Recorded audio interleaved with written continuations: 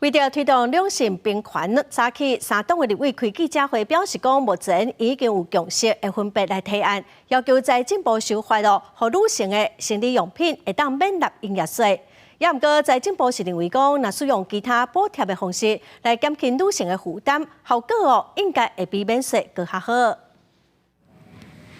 女性因为先天生理构造无同，每个月拢会有生理期，对要造成身体不舒适，也爱比男性加支出一笔生理用品的钱。这起跨党派立委甲民间团体共同开记者会，继续推动月经平权的运动。对经痛的问题，引起身体不适的问题，影响到工作，被老板嫌弃，被工作同伴嫌弃，你为什么工作效率变差，或者是你必须请假？一位女性啊，那个平均1年就要花费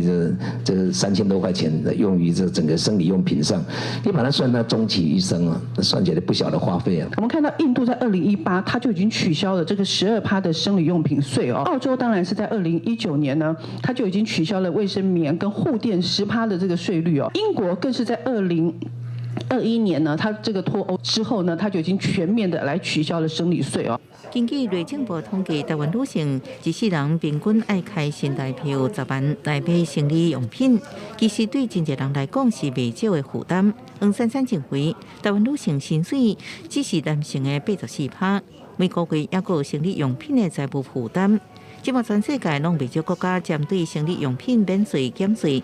第三党拢有共识之下，已经订定女性生理用品免扣营业税，希望台湾爱赶紧对着国际脚步。它不是女性可以选择，而是它是先天被迫，而她必须承受的这项的东西。我们的营业税是属于内含在售价里面，如果我们免征了这个营业税，那它没有是不是能够如实反映在这个用品的一个售价上？如果没有实质反映的话，那实质上是等于政府的税收去补贴厂商。曾翠云表示，减轻女性朋友在这方面的负担，其实有真侪方式。